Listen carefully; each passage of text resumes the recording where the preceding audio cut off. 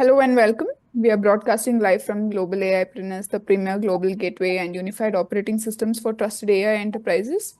Right now, we are witnessing an unprecedented paradigm shift. The AI landscape is expanding exponentially, stretching across 80 plus categories and over 120 distinct technologies. Yet, this explosion has brought an unintended bottleneck. Enterprises, buyers, and are facing severe decision paralysis. Investors are swimming in unvetted noise and brilliant founders remain isolated from the cross border institutional bridges they need to scale. The results are clear: capital inefficiency and deployment friction. Promoted by the Global Council for the Promotion of International Trade and the Global Council for Artificial Intelligence and Robotics, Global AIpreneurs was built to change the narrative. We are moving decisively past passive directories. We we are a multi layered engagement engine spanning technical, operational reviews, and community rankings, connecting enterprise demand directly with trusted AI supply. Operating across our primary global hubs in India, Singapore, UAE, Saudi Arabia, and the USA, the UK, Switzerland, and the EU, South Africa, Kenya, Ghana, Nigeria, we are bridging the gap between raw potential and institutional deployment. Today, as part of our visionary interview series, we are charting the future of this ecosystem. Joining us is a leader who embodies exactly what it means to build with high intent, high density, and absolute impact. Please welcome to the global stage our visionary speaker for today, Bobby Varanasi. Bobby Varanasi is a globally recognized strategist, AI policy advisor, and the CEO of Regenerative Futures, with over 25 years of experience bridging national level policy with Fortune 15 execution across the Asia Pacific, Africa, and the Middle Eastern regions. Acknowledged as the world innovation leader and a top global thinker in the future of the work and digital disruption, he specializes in global sourcing, M&A carbon management, and cross border trust ecosystems. Currently, he chairs the AI Ethics and Governance Working Group for the Malaysian Technical Standards Forum, helping shape technical codes for the National AI Task Force, and has co authored foundational global industry standards such as the Outsourcing Professional Standards and Impact Sourcing Standards. An avid author who published Humanomics with Penguin Random House, he holds a diploma in sustainable development from Columbia University alongside master's degree in solid state physics and management, combining rigorous technical and socio-economic frameworks to architect resilient, inclusive, and regenerative digital economics. Bobby, thank you for joining us today to help us shape the future of global AIpreneurs. I now request you to kindly proceed with your presentation. Over to you. Thank you very much for having me. I'm begin. This is a great initiative by GCPIT. I do follow GCPIT for a while now. Obviously, there's at the cross border level, especially with international trade, that I am pretty close to. I do a lot of work in that space. My particular emphasis has always been as being a private sector person to bridge the gap between policy and industry, which is much easier said than done. I do bring in the industry experience, but I do appreciate the inherent nature of complexity when it comes to policy making. And of course, then it's downstream implementation. There's a significant gap between the two across the world, whether it is the West or the rest. And I believe that there is also a significant amount of mistrust between the two sides. One blames the other for a whole variety of reasons. The corporate sectors look to balance sheets and profitability.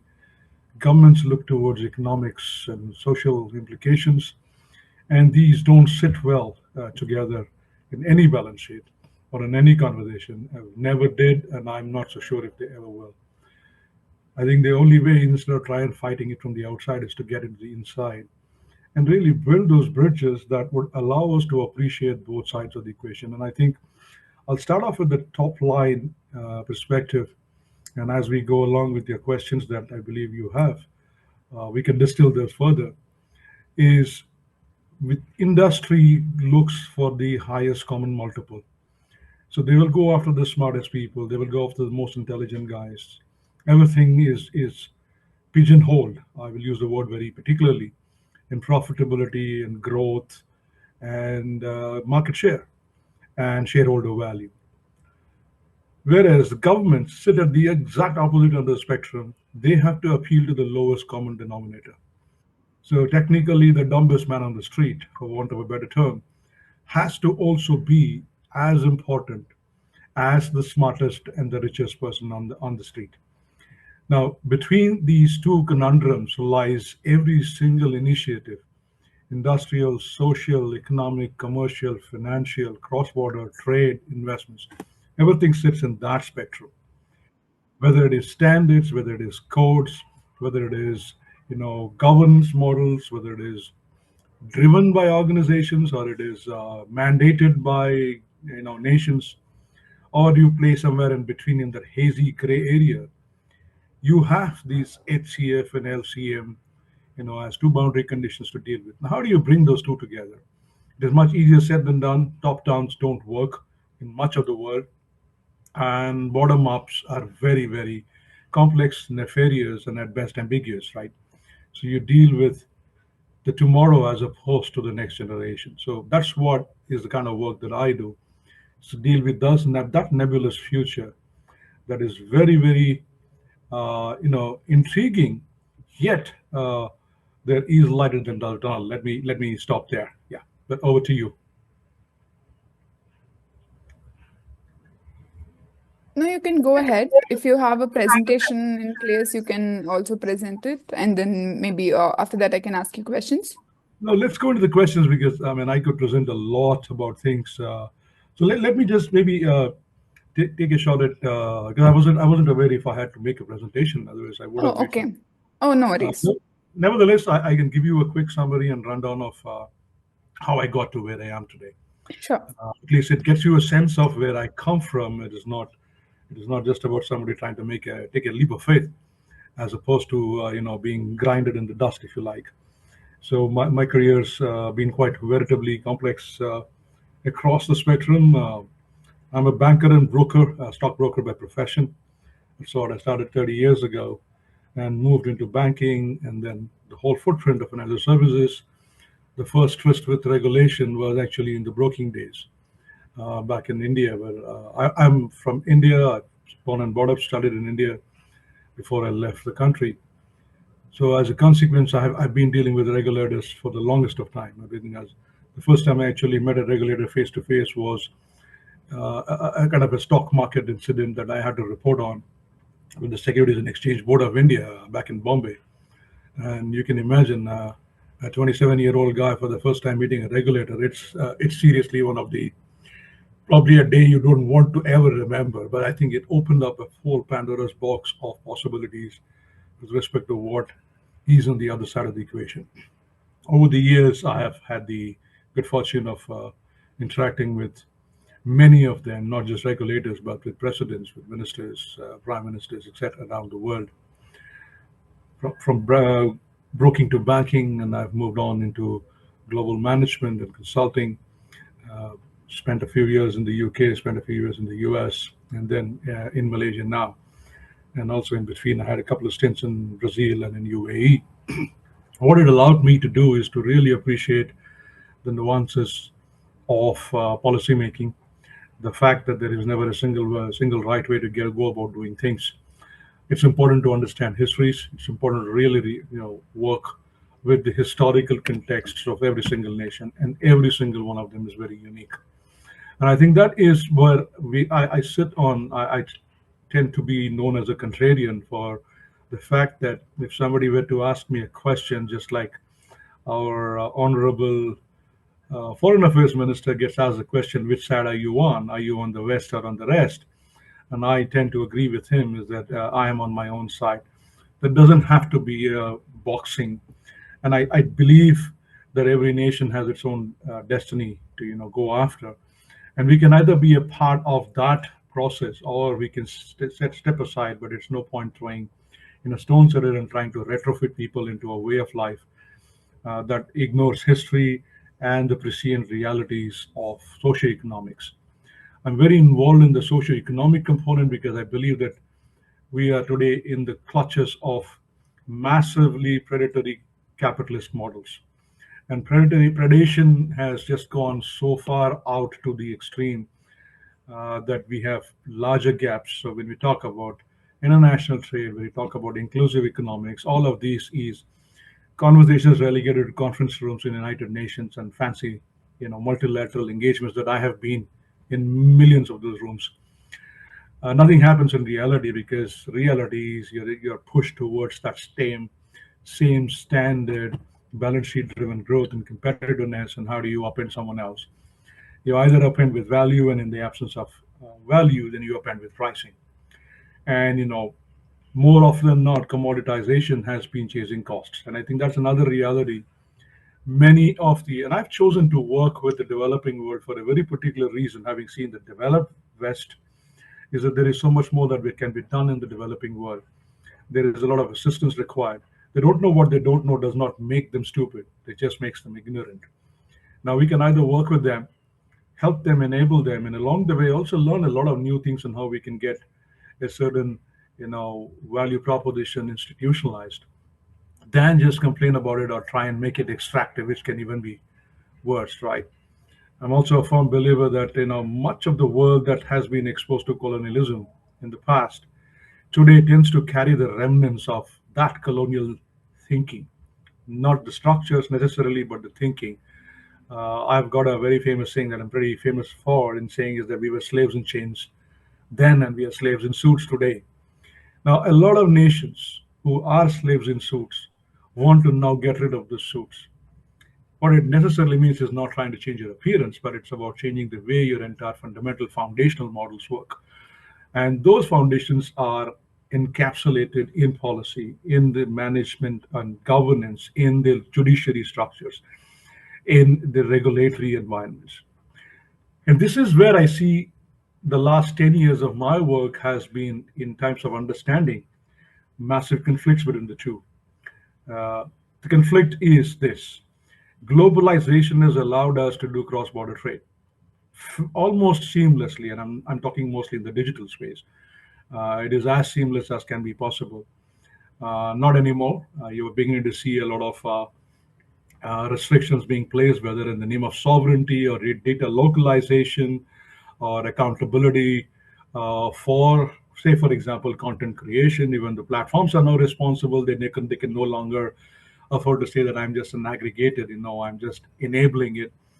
Now, these kind of new risks that have come to play didn't exist a decade ago. Now, that is the new world. But you think of the traditional world and go back to just about 18 months ago when Trump, branded out a whole bunch of tariffs all over the planet, and everybody was screaming. It was nothing to do with the digital world. It had to do with the traditional trading world of economic malaise, technically driven by goods and trade.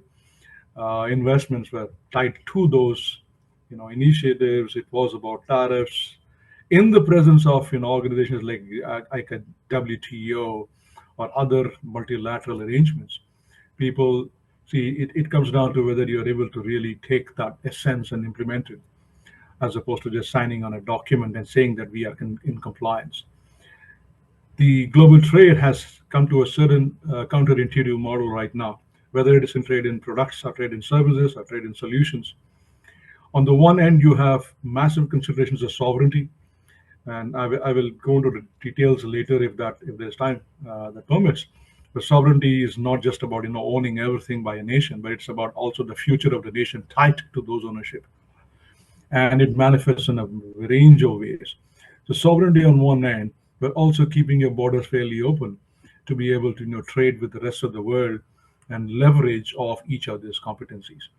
The massive counterintuitive model today, and particularly as we speak about AI, is that facet that is underexplored. I do see a lot of conversation around frontier models and foundational models and energy and all the technical components of it. The policy elements around them, the structural transformation required by economies, foundationally assuming that they have to be inclusive and developmental in nature for an entire nation, whoever the nation is, whether it's Nigeria, Kenya, Ghana, Malaysia, Indonesia, Papua New Guinea, it doesn't really matter who.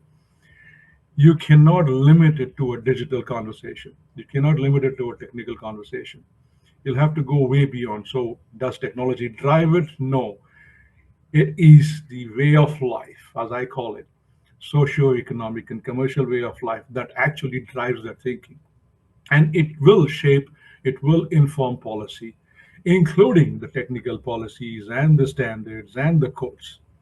So I think we have done two things. We have underappreciated these counterintuitive nature of cross-border, open trade versus sovereign considerations. And the second thing is we have put technology at the forefront of the conversation as opposed to livability and inclusivity at the forefront of the conversation. So I will stop there, and just to give you a sense of the work I do involves these two conflicting priorities. Thank you, Bobby, for your insightful information.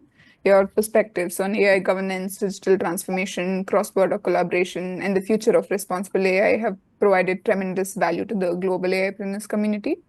I'd now like to ask you a few questions to explore your visions and experience in great depth.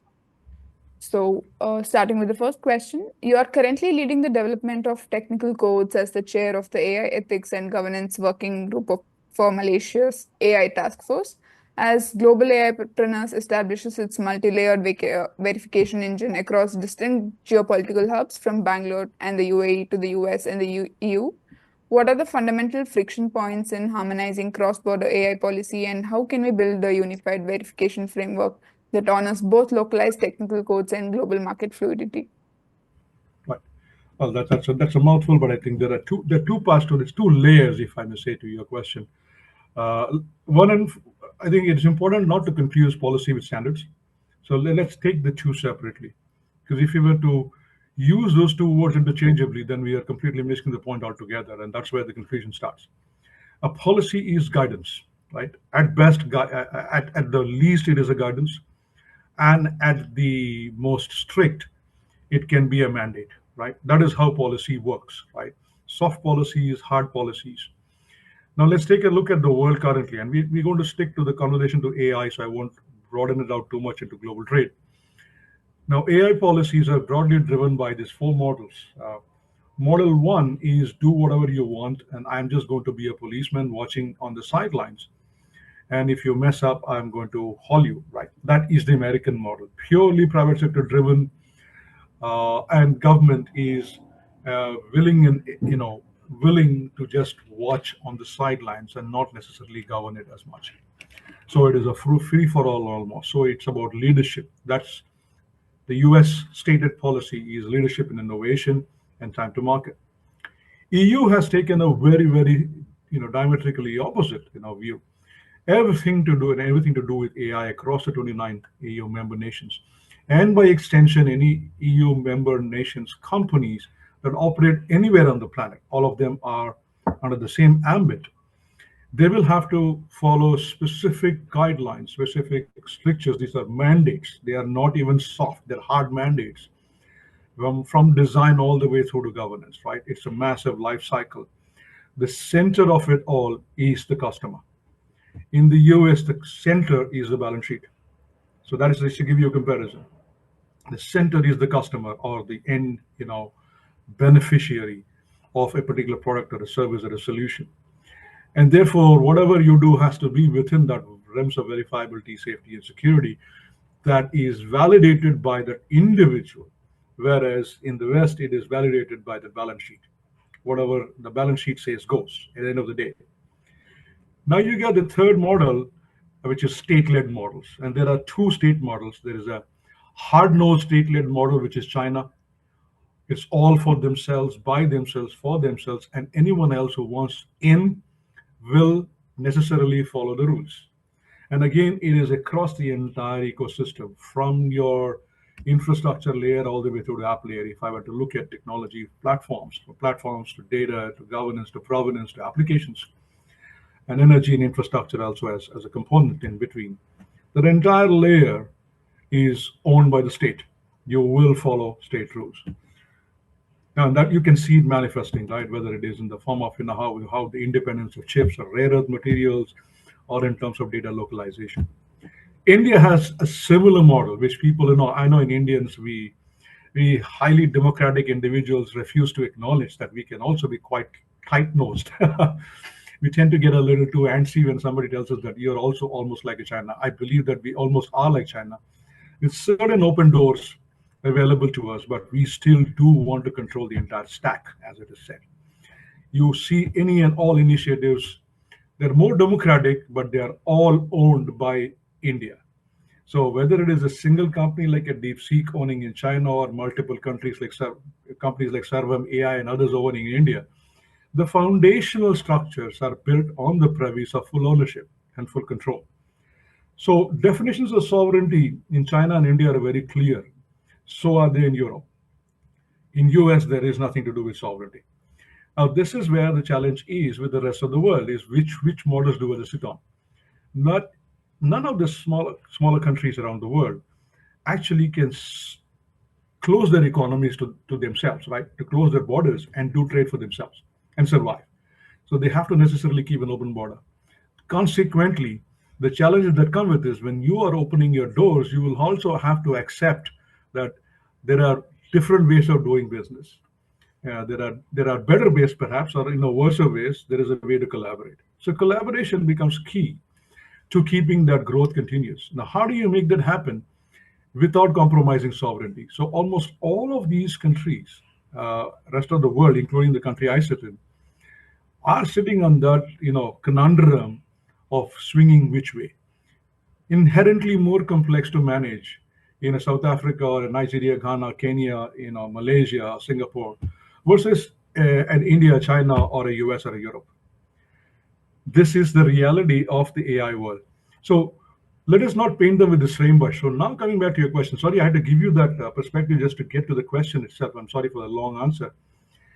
The cross-border policy cannot be harmonized. You will not find harmony because harmony rests in equality and almost the same one-size-fits-all model. It won't. It just does not allow each of the local economic structures. The current strengths that a nation has are not comparable to another nation. Their weaknesses, whether it is institutional weaknesses or policy weaknesses or legal weaknesses or the strengths, or even their existing, for example, country rankings and ratings with respect to competitiveness, transparency, governance, or anti-bribery, all of these do come to play, in nefarious ways to not allow you to look at all the nations in the same way. And that manifests in policy. So when you're building standards, we don't look at harmonizing it across 212 countries or 195 United Nations recognized countries. I will look at harmonizing to an extent where I don't compromise my sovereignty, but establish certain agreements. I will not use the word harmony. I'll use collaboration, mutual benefit, which allows us to continuously trade with one another and invest in each other. So we might increase the umbilical nature of our relationship, but it is not going to be premised on me selling my soul to you or you selling your soul to me. And therefore, so let's forget harmony. Harmonization won't happen. Collaboration, therefore, becomes more important and it becomes more nuanced. That is when a technical code or a standard, which is the next layer beyond a policy, hard or soft, we talked about it. That's when it becomes important. Is there a standard way of doing business that allows predictability? So if I'm doing something in Malaysia and I'm trading with, say, I'm doing business with a Singaporean firm, can I get similar, assurances, whether it's governance, risk, control, resourcing, contract management, that the reality of doing business, right? We're not talking policy anymore. Are there assurances? Yes. Now that is where the manifestation lies. So it is never about the technology itself, but it is forcing us to rethink all our existing contract law, for example, legal ramifications. It is looking at how do we establish data sharing, models. When you talk about hybrid clouds and AI clouds and sovereign clouds, why are these coming to play? They all have a role to play, but the larger perspective is that I will keep my sovereignty without selling my soul to you, but I will want to do trade with you because I cannot survive without you. And it cuts both ways. Sorry, a long answer to a very important question, though. Thank you for sharing that perspective. That's a very valuable insight. So, building on that, I'd like to move to my next question. As a co-author of the Global Impact Sourcing Standards and the author of Humanomics, you have long championed the socio-economic impacts of global sourcing. Now, as traditional workflows shift towards autonomous agentic AI and micro GCC models, how must our understanding of impact sourcing evolve to ensure that AI driven efficiency continues to expand inclusive domestic resilience for tech entrepreneurs in emerging markets rather than centralizing wealth? Good point. So let's take this one very interesting phrase there. AI-driven efficiency continues to expand inclusive. Why should it be AI-driven all the time? I think that's where again we're putting the cart before the horse. Why should it be AI-driven? Right? Inclusion cannot and should not and must not be a slave to a technology. Impact sourcing is built on the single basic promise. The premise of impact sourcing, starting way back in 2010, March 2010, in New York City, at the foundation or the offices of Rockefeller Foundation, which I was a part of. That's where it started a long time ago. It was about creating employability for individuals who were considered to be your non-employable individuals. As simple as that. The non-traditional workforce, as you would call it, the people from the villages and the towns, the people who have not got fancy educations in Symbiosis Institute of Management or whatever, right?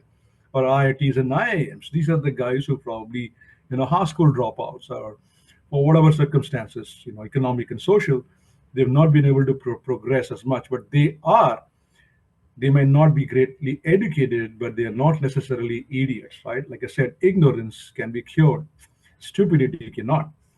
So a person who is an ignorant is not necessarily stupid. He can perform, but he needs a little more additional help than maybe you and I.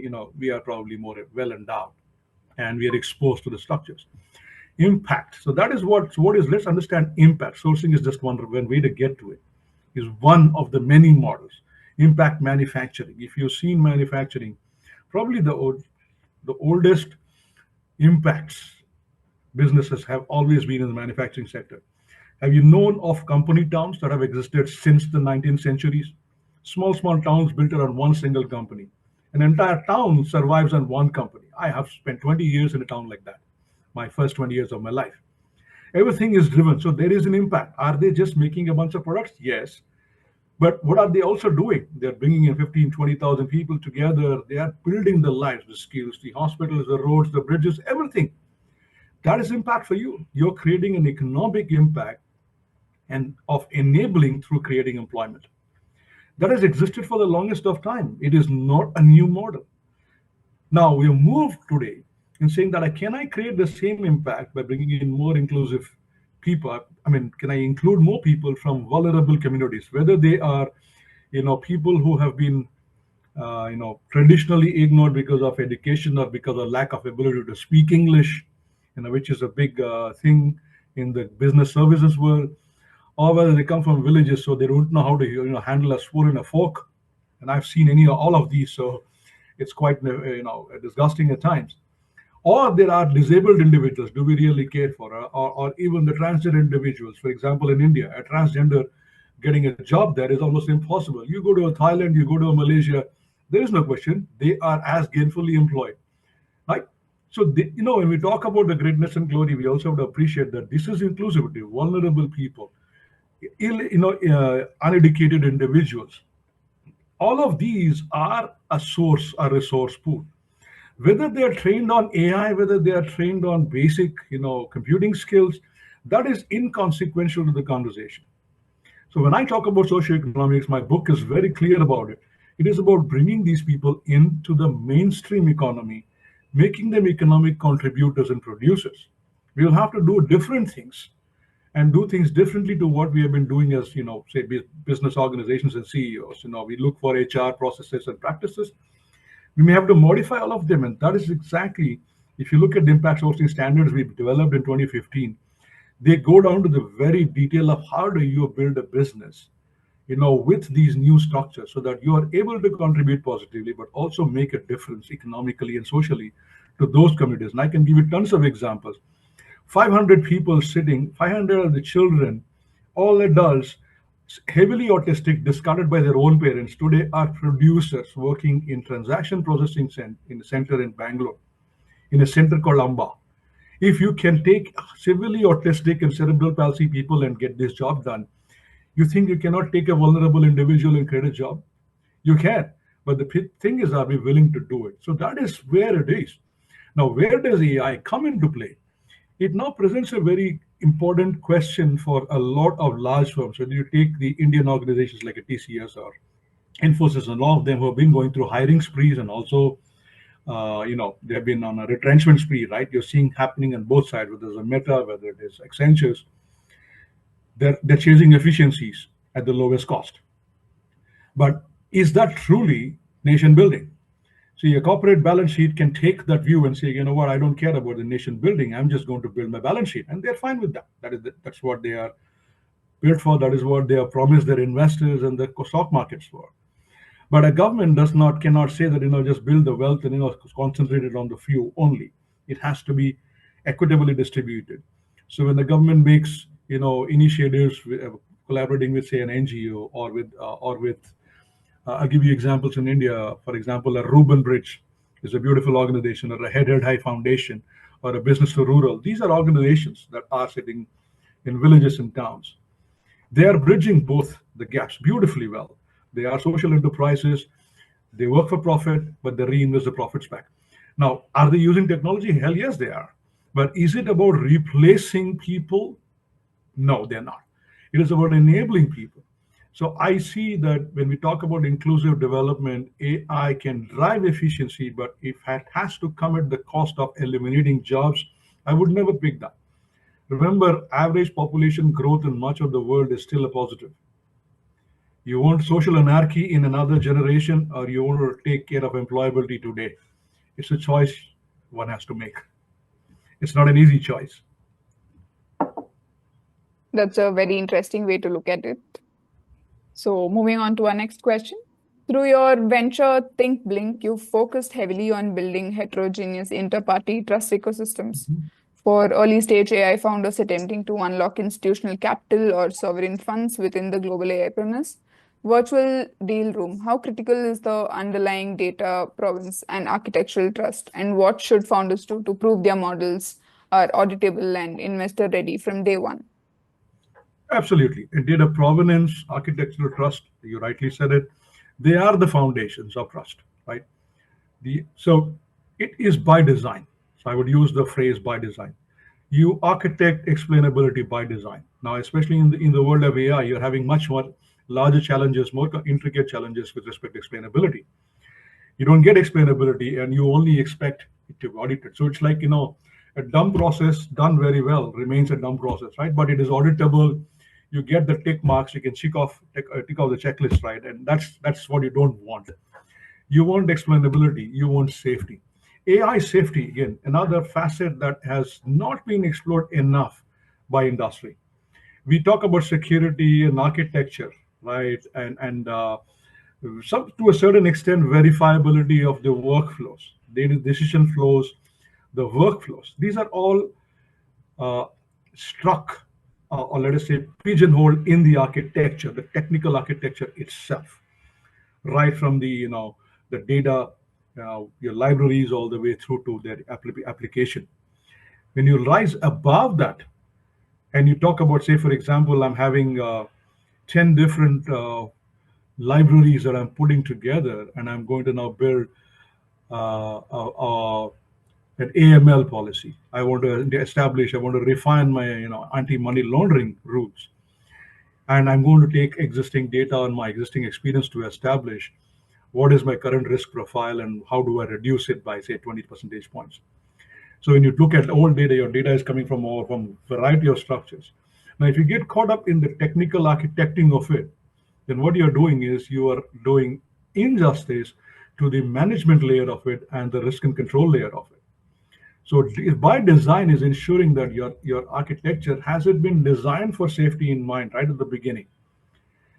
The data that you're using, for example, whether it's a frontier model, a foundation model, an SLM, whatever it is, right, or existing old school databases, how are you cleaning the data up? How are you parsing the data? Right? What are the protocols you're using in the first place? Is every single protocol not just auditable, but verifiable and explainable? Is it safe to use? Is it going to guarantee me outcomes that are anthropogenic? Are they going to create a model of divergence that, again, I can possibly explain away legally and logically, but I cannot explain it away morally. These is what I would think are extremely crucial. So in that context, heterogeneous trust is again layered trust as well. It is not just architectural trust. Now comes to the point of which is the best tool. Is blockchain the best? Not necessarily. See, blockchain is garbage in, garbage out. You put in the garbage, it remains garbage forever, right? It is your fundamental flaw is there. So it is not about the tool you use to guarantee trust. It is about the design itself, not just the architectural layer, but the governance layer and the application layer. All three from design, it is explainability and safety are foremost. Then comes security and verifiability, interoperability. All of these will come, but first and foremost by design. Then any technology that helps you, get there, so be it, or a combination, right? Back to you. Thank you for highlighting that. So that leads nicely to the next topic. Your advisory firm, Regenerative Futures, heavily weights carbon management and circular economy practices. Yet, the global explosion of LLMs and heavy RAG architectures has triggered an unprecedented surge in data center energy consumption. From a policy and corporate execution standpoint, how can global AI entrepreneurs build structurally regenerative AI businesses that optimize compute efficiency and adhere to incoming global ESG compliance mandates? So there are three parts of this question. See, one is about energy infrastructure, right? The other one is about more efficient AI. Now, we're talking AI today. In 2 years from now, mind you, you and I probably are having the same conversation with quantum computing. And if we had had this conversation 5 years ago, we would have been talking about blockchain and cloud computing. Technologies come and go. It is, and every single technology has created one more layer of efficiency, but 10 layers of complexity. So at some point, you realize that how much of it is worth it, right? But that is for a nation to decide. That is for an industry to decide, not necessarily for a company. A company might go far, like I said, the highest common multiple, easiest way, the path to least resistance to get to the largest amount of dollars that profit their balance sheets. So we will have to first stop, pushing people towards a predatory capitalist model. That is not going to work unless CEOs, entrepreneurs, venture capitalists, your angel investors, your ecosystem builders, right, on the private sector, right, the private equity firms, all of them start demanding social accountability, socio-economic accountability, not just economic accountability, not just you know uh, valuations, value first. We have forgotten what value is. The rest entire world, and what it pains me is particularly my country, India, running after billion-dollar valuations in the name of unicorns. It's absolutely a nightmare, right? And you continue, so therefore you have more inequality today than you had in 2014. And this is disgusting because we are chasing the same old school model and expecting new things to happen. So this is not an AI conversation. It is much more about a transcendental realization that we have reached a point of no return. We will blow ourselves up to smithereens. And in doing so, we are destroying the environment as well. And we are destroying it so much more. So let me give you specific examples with respect to energy infrastructure. The amount of energy that is being consumed. And because AI, let us say, scientific, evolutions have established water cooled technologies to be now, complement, right? Data centers are not just air conditioned technologies. Right? It's not just air conditioning. So now you're having to deal with not just influx of electricity going into data centers, but also water. The water pumped into data centers is no longer potable or drinkable. I give you an example. The state of Johor, one of the states of Johor in the southern part of Malaysia, has had its water table sink 8% in just the last 7 years. 8% in 7 years, to the point that, because Johor is now considered to be the biggest Singapore, Malaysia economic zone for data center development, there are almost $150 billion commitments for data centers. The weighing thing, which is happening right now across Singapore, has had a moratorium on data centers for the last 5 years. 150 local corporations in US have now actually put up moratoriums on data center building. Why are they all doing it? The water tables are being dramatically reduced. The entire Systems are being altered, heat is going up, what you call the residual heat that comes out of data centers. Where do you pump that in? And at the end of the day, what is the value of that? Right? If you see, for on an average, a data center spend, if you spend a $5 billion in a data center, and you're creating at the most 100 jobs, is it really worth it? But for that $5 billion, 2 billion, I think about 3 billion, if I were to take Southeast Asia costs into account, about 3 billion goes into just infrastructure, the energy and the water. But for 100 jobs, out of which probably only 20 people are actually taxpayers. Now, is it worth that kind of investment? Now, the consequence is that the water that goes in is probably destroying the water availability for an entire community of maybe 500,000 people. Is it really worth it? So you will have to take a hard pause, and I think a lot of private sector people don't care. It's all about yet more efficiencies, more AI-driven products and services being pushed into your Instagrams and all of these. At some point, do we need it? It is more noise, but is the noise worth the cost we are paying? And we are paying, not just us, but our multiple generations are paying. ESG mandates have just begun to play. They will get even more harsher. They will get even more punitive. And I am on the side of actually building in those punitive charges. I would rather you don't have any more data center. I don't need any more data centers, but I need water. You will die without water in 3 days, but you can definitely survive without Instagram for a year, right? I think let's be very conscious about not mixing up the two in the name of capitalism and growth at all costs. I somehow, have a very sanguine view to this one gentleman called Michael Porter, who maybe 30 years ago, was very successful in actually teaching the world that your desires are your needs that you cannot live without. Phenomenal marketing genius. We live in that world of absolute confusion and inability to distinguish a need from a desire. And Instagram is not a need. It is a goddamn desire. You can survive without it, but a water is a need. So if companies, individuals won't act responsibly, somebody is going to make you act upon it. And I'm on that side of making it happen. There is time for pretenses and half measures is long over. You want to regenerate the planet, first try and restore it. You can talk regeneration much later. We think sustainability is an end goal. No, sustainability is the starting point. Before you sustain, then you can restore. You restore, then you can regenerate. We have a long way to go. We are predatory. We don't even know what sustainability is. We are, the West, you can look at it. And I'll just take a small sidebar here. We talk about ESG so much, right? You heard about the carbon marketplace. It was a huge growing marketplace, carbon credits, carbon offsets. Do you think that's a great model? In my view, carbon offsets is an exactly predatory way of escaping reality. So I pollute, I go and buy a credit, consider myself net neutral, and so I am now a saint. It's almost akin to saying that I'm going to give a poor man $1, and just because I have now given him $1, so I'm no longer guilty of enabling the poverty. It is, how much more disgusting can it be? That's exactly what we are doing. So let's understand sustainability in its true form. You used the word resilience at the beginning of our conversation. Do we even know what it means? You don't get to being resilient unless you have got a restored ecosystem. Not just human, but it is environmental ecosystem and social ecosystem.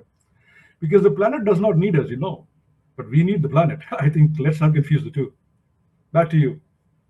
Those are some excellent points. Okay, so let's explore another important aspect. You've been globally recognized as a top leader for both digital disruption and the future of work. Looking forward 2030, as academic frameworks and traditional workforce structure face unavoidable displacement, what is the grand blueprint for national governments and global enterprises to transition from chaotic disruption to a state of stable, regenerative AI-human coexistence? See, this is quite, there's an esoteric component to it and there's a reality to it. The esoteric component is anthropogenic evolution. So I know that there is not much of a mainstream discussions happening around the Anthropocene. There are two parts to this, and let me explain that quickly before we get to the reality side of the world. The Anthropocene is, or it's called the Age of Man. just began a few years ago. It presumes that man will drive, right? The next evolution, the era. And therefore, you're assuming that humans will remain in control. So anything that we do as we evolve and or as our structures, our relationship with nature, with relationship with the environment, with others evolve, we will remain in control. Now, today's conversations around human control are again very, very limited to AI. Have you ever seen anybody talking about ethics until AI came to play? But if you ask your grandfather, he will tell you what morality and ethics is, right? It has been there for a long time. But why is it a conversation today? Mainstream conversation today, but not until just about 5 years ago. When you step back and think, the evolution of humans has been premised on many factors. One is, of course, continuous pursuit of happiness, pursuit of liberty, and all those great stuff. And then you're also looking at a thinking mind. We've always been pursuing. Because we're a curious species by nature. We ask questions. We try and find answers. We get stumped. We hit a wall. We try and find a way around it. We've always been it. That is what progress is, the human mind. Today, now we are getting help from a lot of other tools that we only have built. And now we are sitting at a point, an inflection point, where the tools that we built might actually be, telling us that we are stupid. Right? Now, there are, I will not bore you with the examples, the disastrous examples of AI taking a divergent view to decisions that have created significant havoc. I will not bore you with those details. They are in the military industrial space. They're also sitting in some commercial spaces, particularly in the financial services industry. They are disastrous examples. So it is how far can you push the gauntlet at some point before you say, you know what, I'm going to hand it over to the machine completely, and now I become subservient. So that anthropogenic evolution is not about how you evolve AI today. It's how you are responding to that evolution as humans. What are the boundary conditions we are laying today? Is I will not do it. For example, the simplest thing is, you've seen that an organization like Microsoft, which actually built Copilot, mandated Copilot to all of its employees, now has asked all its employees not to use Copilot anymore or Anthropic anymore. Why is it so? Because now the cost of buying tokens and serving the system is no longer palatable to the value that is being created. Now, which means that the system that they created is turned against on the creator. Anthropic has now told all its employees not to use to Claude. Right now, everybody else is using Claude, but Claude employees cannot use Claude. Tell me, man, if this is not the worst form of what you call, the child killing the master, right, or something of that order. So we're already seeing instances, again, very isolated instances, but they're already becoming mainstream. So when do we flip? Do we wait for disaster and apocalypse before we say, oh my God, I've realized it now? This is where the challenge is. All of us in the policy world are not waiting for that apocalyptic future. We're going to start clamping down now. The standards, the codes that are being built by all over the world, not just by Malaysia here, right? IEEE standards, the ISO standards, the International Telecom Union is doing some stuff. In India is doing a lot of good work. All of the countries are building standards to stop that inevitable from happening. Absolute anthropogenic control, the only way to remain it. And the reason is this: it is not about the current issues with balance sheets. There's something else you have to appreciate. I do not know whether GCPIT actually focuses on those things, but it is called the planetary boundaries. There are 9 planetary boundaries, if you heard about. Climate change is only one of them. There are 8 others. There's, ocean acidification, biodiversity losses, fresh water, water systems changes, land systems changes. Then there is things like, aerosol loading. There are 9 different planetary boundaries. Today we have breached 6 of the 9. They have completely been destroyed by us humans. We are so pigeonholed in climate. What about the others? But for us to focus on the others, we will have to stop pigeonholing us, get out of that ESG rut, that AI rut, and think larger. That is the future. So whether people will do it, capitalists will not do it. So governments will mandate it. And I sit on the side of governments where I say I will rather mandate and drive your behavior than allow you to make so much chaos that it becomes almost impossible to bring back some sense and order, right? What do you say about chaotic disruption? So the AI human coexistence is not the problem. It is the human existence with other species around the environment. AI is one small part. So it's not an AI human coexistence, but it's about the planet and the human coexistence. The planet is a summation of many things. So let us not uh, give AI the pedestal, that it seems to be. It is not the pedestal. The pedestal is those nine planetary conditions, those planetary boundaries, and the humans. Today, we seem to be sitting on the outside and poking holes at those boundaries. But you think the boundaries care about humans? We weren't there 300,000 years ago. We probably won't be here 100,000 years later. We are just a small, minor speck. Let's respect that. So all we do, but we have caused enough damage. I think enough is enough. Like I said again, time for pretenses and half measures is long over. We have to take those specific decisions hard and harsh. It's no longer about trying to please everybody, and this is definitely not about woke capitalism, right? So I'll stop there. Over to you. I think that gives our audience a lot to reflect on. And as we come to the end of our discussion, I'd like to say what an exceptional and insightful conversation I've had. So, Thank to you. our visionary speaker, Bobby Varanasi, thank you for sharing your valuable perspective and global experience with the global AIpreneurs community. Your insights on AI governance, ethical innovation, policy leadership, and cross border collaboration reinforce the importance of building AI ecosystems founded on the trust, resilience, and responsible growth. To everyone joining us from around the world, thank you for being part of today's session. The future of artificial intelligence will be shaped not only by technology breakouts, but also by international collaboration, responsible governance, and shared innovation. If you're an AI founder, innovator, investor, or enterprise leader looking to become part of this growing global ecosystem, we invite you to join us at globalaipreneurs.com. Thank you for joining us today. Until next time, keep innovating, keep collaborating, and together, let's build a trusted global AI future. Thank you. Thank you Thank you so all. much. You're welcome. Thank you very much. Thanks for the conversation. Yes. Have a good day.